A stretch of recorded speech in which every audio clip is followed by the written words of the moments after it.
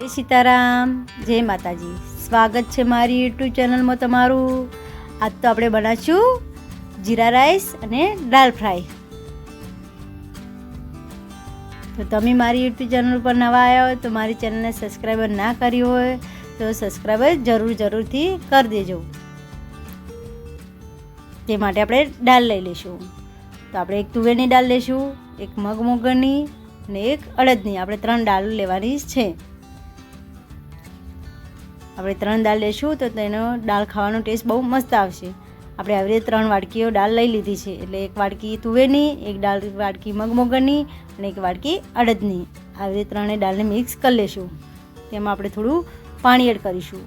આપણે 2-3 પાણીએ સારી રીતે દાળને ધોઈ લેવાની છે. તો આપણે આવી રીતે દાળને બરાબર મસળીને ધોઈ લઈશું. એમાંથી જે પાણી હતું તે કાઢી લઈશું અને તેની અંદર આપણે ચોખ્ખું પાણીને એડ કરીને 10 થી 5 મિનિટ સુધી પલાળવા મૂકી દઈશું એક બાજુ.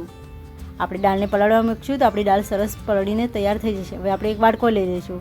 તેની અંદર આપણે એક વાટકો જે બાસમતી ચોખા આવે તે આપણે લઈ લઈશું. તેની અંદર પણ આપણે પાણી એડ કરશું. તેને પણ આપણે બરાબર ધોઈ લઈશું 2-3 પાણીએ. આપણે આવી રીતે બરાબરના મસળીને ધોઈ લઈશું. હવે તે પાણી છે તેને આપણે કાઢી લીધું હતું અને આપણે હવે બીજું પાણી એડ કરીશું. એક પાણી તેને આપણે 1 કલાક સુધી એક બાજુ મૂકી દઈશું. આપણે એક બાજુ મૂકીને હવે આપણે કુકર તૈયાર કરી લઈશું. કુકરમાં આપણે આધણ મૂકી દઈશું. તો આ બાજુ આપણી દાળ પણ સરસ પલળીને તૈયાર થઈ જશે. તો આપણે 10 મિનિટ થઈ જતી અને આપણી દાળ સરસ પલળીને તૈયાર થઈ જશે. હવે તેને આપણે પાણી કાઢીને કુકરની અંદર એડ કરી દઈશું. તો જો આપણું આથણ પણ સરસ ઉકળીને તૈયાર થઈ જશે. આપણી દાળ હતી ધોયેલી તે બધી અંદર એડ કરી દઈશું.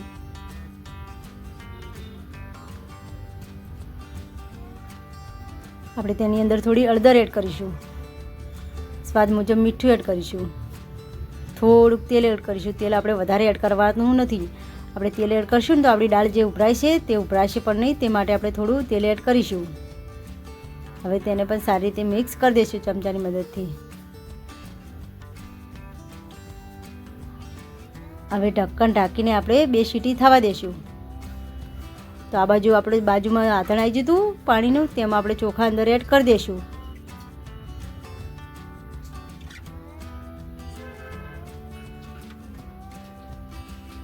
તેમાં આપણે સ્વાદ પ્રમાણે મીઠું એડ કરીશું.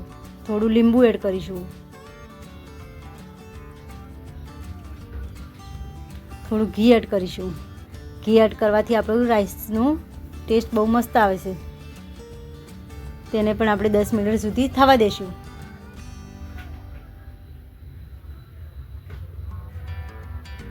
તો જો આપણા ઘી નાખી દઉં તેના લીધે છે ને આપણા ચોખા સરસ છૂટા બનીને તૈયાર થઈ જશે. તેમાં આપણે વઘાર કરી લઈશું. આપણે તેલ ઉકળીને તૈયાર થઈ જાય તેમાં આપણે થોડું જીરું એડ કરીશું. જીરાને આપણે સારી રીતે ફૂટવા દઈશું. હવે આપણે છે ને તેને ભાતની અંદર એડ કરી દઈશું ને બરાબર ભાતને મિક્સ કરી લઈશું ચમચાની મદદથી. આપણે આવી રીતે મિક્સ કરી લેવાના છે. તો જેવો આપણા જીરા રાઈસ સરસ એકદમ ટેસ્ટી અને એકદમ મસ્ત બનીને તૈયાર થઈ જશે. તેની અંદર આપણે થોડા લીલા ધાણા એડ કરીશું. તો જો આપણા જીરા રાઈસ સરસ બનીને તૈયાર થઈ જશે. એકદમ ટેસ્ટી અને એકદમ મસ્ત. તમે આ જીરા રાઈસ દાળ સાથે ખાશો તો બહુ ટેસ્ટી અને બહુ મસ્ત લાગે છે અને ખાવામાં પણ મજા આવે છે. તો આ બાજુ આપણી 2 સીટી થઈ જતી ને આપણે કુકરનું ઢાંકણું ખોલીને જોઈ લઈએ તો આપણી દાળ સરસ ગળીને તૈયાર થઈ જશે. તો જો આપણી દાળ સરસ ગળીને તૈયાર થઈ જશે એકદમ મસ્ત.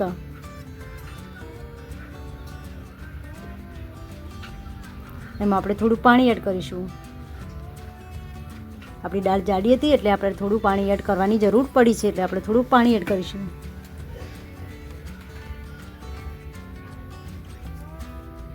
આપણે કઢાઈ લઈ લઈશું વઘાર કરવા માટે.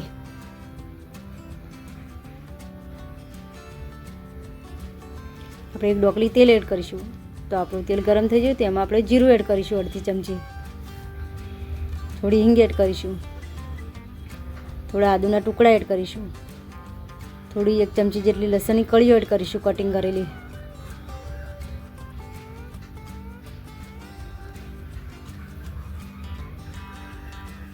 હવે આપણે જે લસણ મરચાં હતા કટિંગ કરેલા લીલા તે અંદર એડ કરી દઈશું. આપણે જે ડુંગળી સમારી હતી નાની કટિંગ કરેલી તે બધી અંદર એડ કરી દઈશું. આપણે ડુંગળીની છે ને નાની જ કટિંગ કરવાની છે, મોટી કરવાની નથી. 2 સૂકા મરચાં એડ કરીશું લાલ. હવે બધાને સારી રીતે મિક્સ કરી લઈશું ચમચાની મદદથી અને આવી રીતે હલાવતા રહીશું. ગેસને આપણે મીડિયમ સાઈડ રાખીશું. આપણે ડુંગળીને ને હવે એમાં આપણે જે ટામેટું કટિંગ કર્યું તે પણ અંદર એડ કરી દઈશું. થોડું મીઠું એડ કરીશું. મીઠું એડ કરવાથી આપણે ટામેટાં જલ્દી ચડી શકે છે. અડધી ચમચી હળદર એડ કરીશું. બધાને સારી રીતે ચમચાની મદદથી મિક્સ કરી લઈશું ને આપણે બરોબર મિક્સ કરી જઈશું.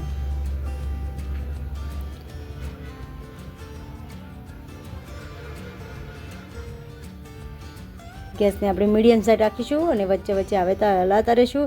જો આપણે ફૂલ ગેસ રાખીશું તો આપણે જે ટામેટા અને ડુંગળીની છે તે દાજી જશે, તે માટે આપણે ગેસને મીડિયમ સાઈડ રાખી. હવે આપણે મસાલા કરી લઈશું. 1 ચમચી કાશ્મીરી મરચું એડ કરીશું. અડધી ચમચી ધાણા જીરું એડ કરીશું.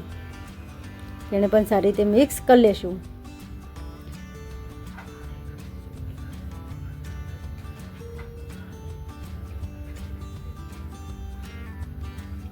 ગેસને આપણે મીડિયમ સાઈડ રાખીને મસાલાને સારી રીતે શેકાવા દઈશું. ડુંગળીને એને આપણે 4 મિનિટ સુધી આવી રીતે થવા દઈશું અને વચ્ચે વચ્ચે આવી રીતે હલાવતા રહેવાનું છે, એટલે કે આપણા મસાલા જે ડુંગળીને બધું છે તે દાચે નહીં તે માટે.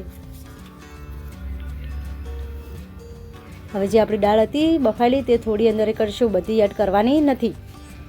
તેને પણ સારી રીતે મિક્સ કરી દઈશું.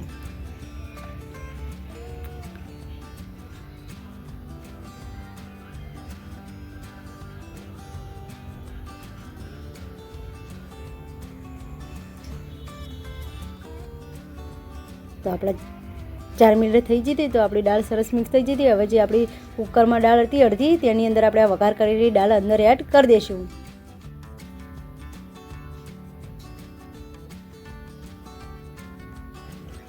હવે ચમચાની મદદથી સારી રીતે મિક્સ કરી લઈશું અને કુકરને આપણે ગેસ ઉપર મૂકીશું અને આવી રીતે મિક્સ કરી જઈશું.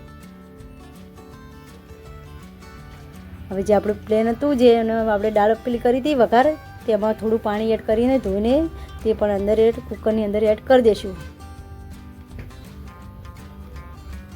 તમને એવું લાગે કે આપણી જાડી છે તો એમાં થોડું પાણી એડ કરવું હોય તો કરી શકો છો. જો આપણે આટલી દાળ રાખવાની છે, પાટલીની કે બહુ જાડીની. હવે આપણે તેમાં વઘાર કરી લઈશું. તો આપણે એક વઘાર્યું લીધું હતું, તેની અંદર 1 ચમચી ઘી એડ કરીશું. આપણે જે લસણની કળીઓ કટિંગ કરીને તૈયાર કરી હતી તે બધી અંદર કરી દઈશું. 2 સૂકા મરચાં એડ કરીશું. 1 ચમચી કાશ્મીરી મરચું એડ કરીશું. કાશ્મીરી મરચું એડ કરવાથી આપણો દાળનો કલર સરસ આવે છે. હવે તેમાં આપણે થોડું પાણી એડ કરીશું. પાણી એડ કરવાથી આપણો વઘાર બળતો નથી, તે માટે આપણે થોડુંક જ પાણી એડ કરવાનું, વધારે એડ કરવાનું નથી. આપણે જો વધારે પાણી એડ કરીશું તો આપણો જે ભડકો થશે, તે માટે છે ને આપણે વધારે પાણી એડ કરવાનું નથી, થોડુંક એડ કરવાનું છે. અને મરચાંને આવી રીતે સારી રીતે મીડિયમ ગેસ ઉપર શેકાવા દઈશું. તો આપણું મરચ વઘાર પણ સારી રીતે તૈયાર થઈ જાય. આપણે દાળની અંદર એડ કરી દઈશું. આપણે ઘીનો વઘાર એડ કરવાથી આપણો દાળનો ટેસ્ટ બહુ મસ્ત આવે છે અને ખાવામાં પણ બહુ ટેસ્ટી લાગે છે. તેને પણ ચમચાની મદદથી સારી રીતે મિક્સ કરી લઈશું. તો તેની અંદર જે આપણે લીલા ધાણા કટિંગ કરેલા હતા તે બધા અંદર એડ કરી દઈશું. તેને પણ ચમચાની મદદથી સારી રીતે મિક્સ કરી લઈશું. તો જો આપણી દાળ ફ્રાય અને જીરા રાઈસ ભાત બનીને તૈયાર થઈ જશે. એકદમ ટેસ્ટી અને એકદમ મસાલેદાર. તમે એકવાર ઘરે આવા દાળ ફ્રાય ને જીરા રાઈસ બનાવશો તો બહુ ટેસ્ટી અને બહુ મસ્ત લાગશે. ખાવામાં પણ બહુ ટેસ્ટી અને બહુ મસ્ત લાગે છે. તો તમે મારી યુટ્યુબ ચેનલ પર નવા આવ્યા હોય તો મારી ચેનલને હજી સુધી સબસ્ક્રાઈબ ના કરી હોય તો કરી દેજો. જય સીતારામ.